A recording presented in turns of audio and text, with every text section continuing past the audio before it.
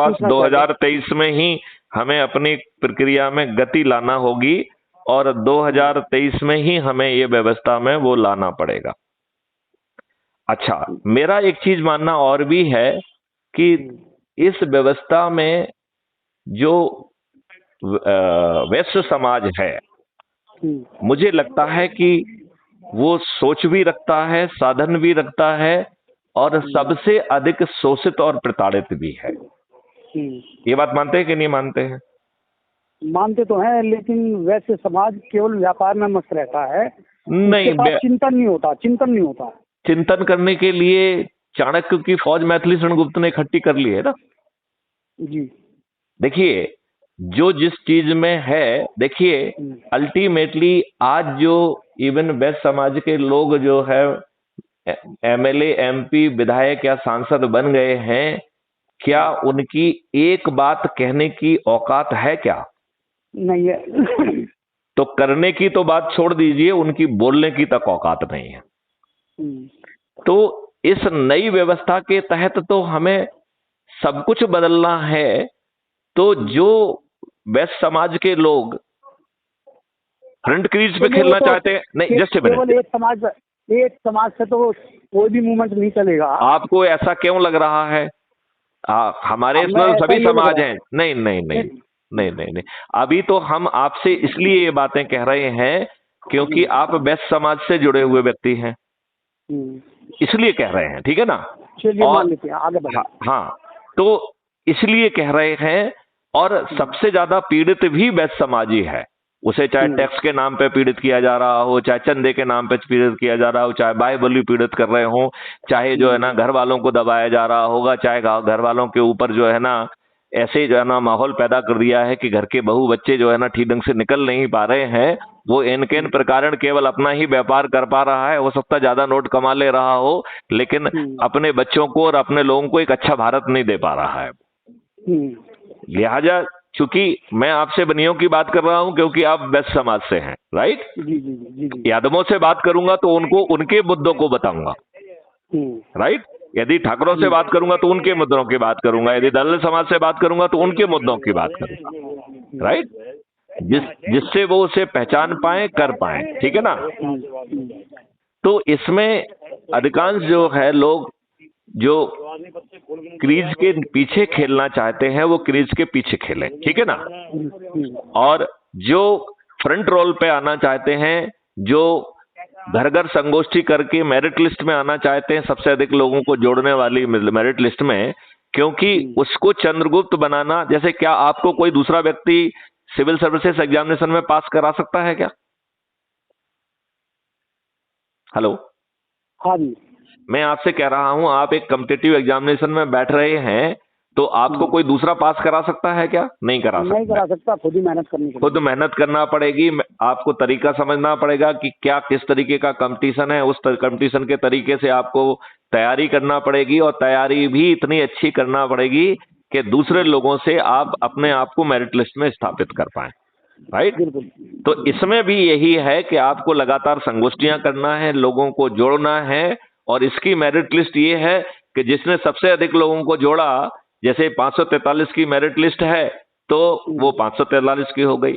यदि अपन कहें कि मध्य प्रदेश के विधानसभा उसकी है तो जो लोग, क्योंकि आप विधायक तभी बन सकते हैं जब उस राज्य के वोटर हों, ठीक है ना? तो जिस राज्य के आप वोटर हैं उस राज्य का आप जो है विधायकी चंद्रगुप्त बन सकते हैं, राइट?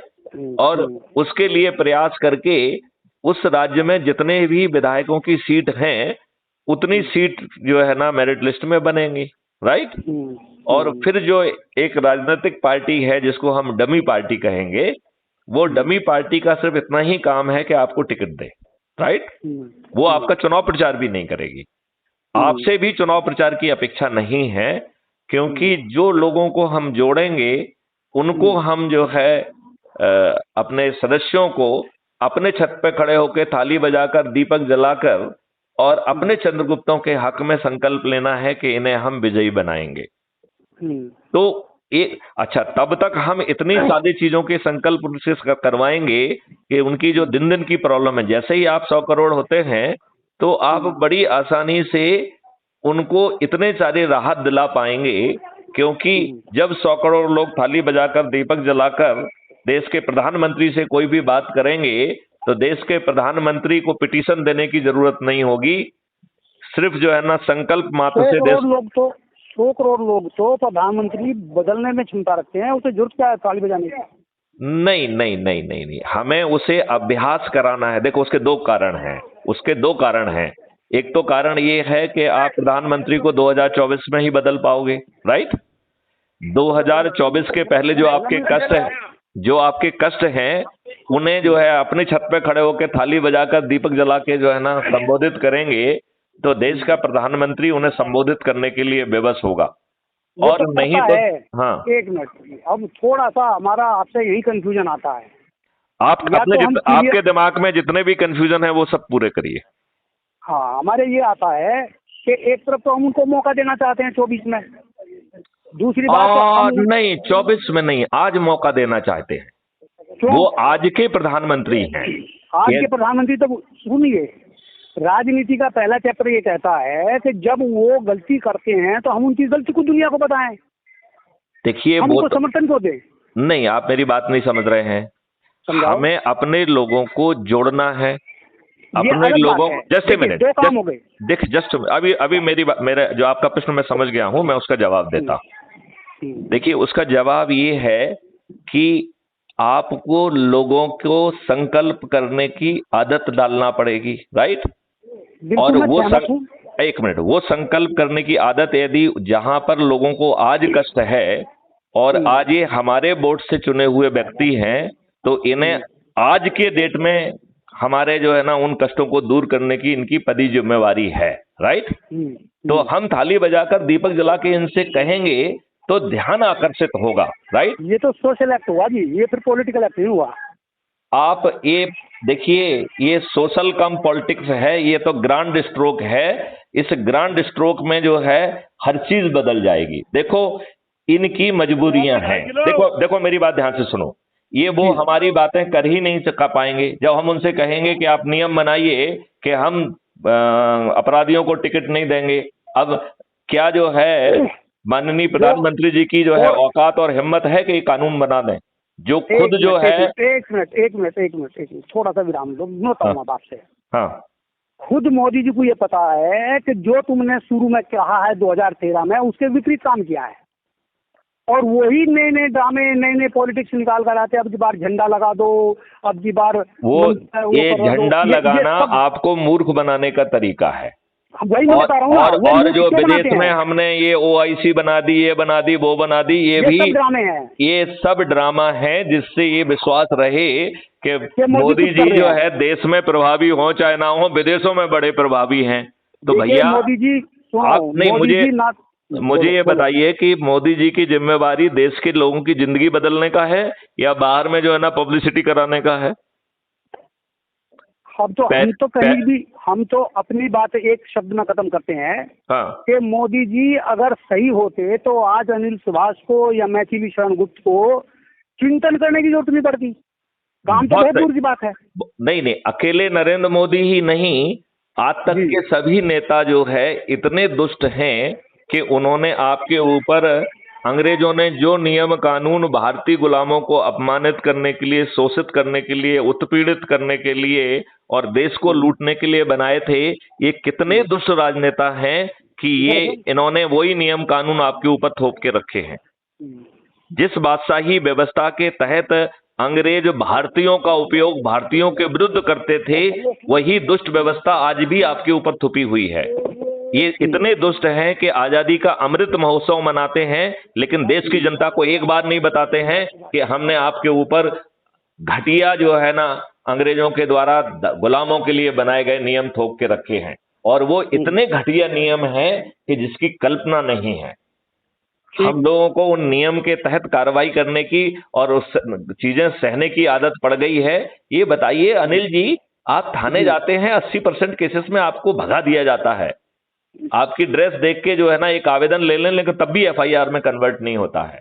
वहीं पे जो दुष्ट लोग हैं वो जाते हैं, जिनके पास जो है ना, जो इन राजनेताओं के चरण सेवक बने हुए हैं या जो नोट दे सकते हैं, उनके फर्जी मुकदमे आपके विरुद्ध कायम होते हैं।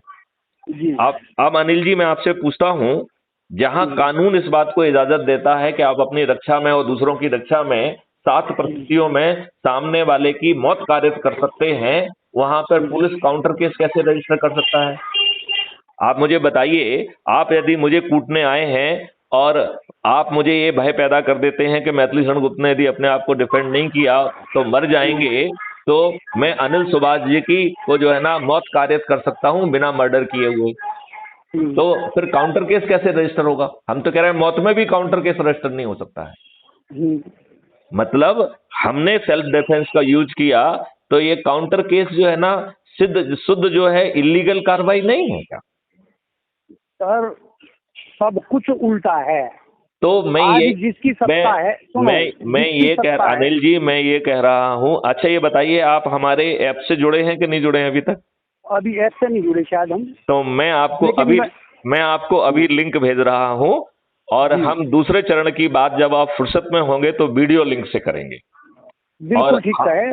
और हम लोगों, क्योंकि अभी मेरे ख्याल से शायद आप किसी पब्लिक प्लेस पे बैठे हुए हैं, ऐसा मैं समझ पा रहा हूँ। नहीं, घर पे ही हूँ, घर के बाहर। अच्छा, कुछ आवाज आ रही है इसलिए मैंने कहा। हाँ, सब्जी बेचने वाला जा रहा है।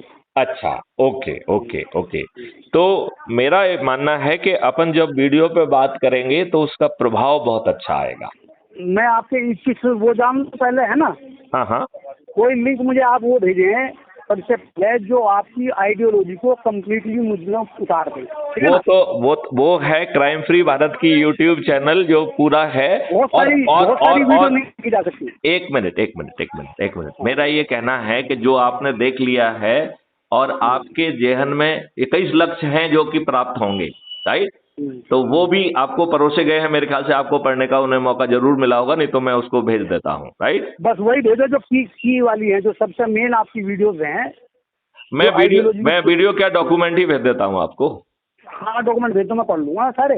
हाँ, और फिर डिटेल से डिस्कशन कर लेंगे। ठीक है, मैं आपको ऐप की लिंक भी भेज रहा हूँ, तो आप जुड़ जाइए, हम लोग संवाद करते रहेंगे, राइट?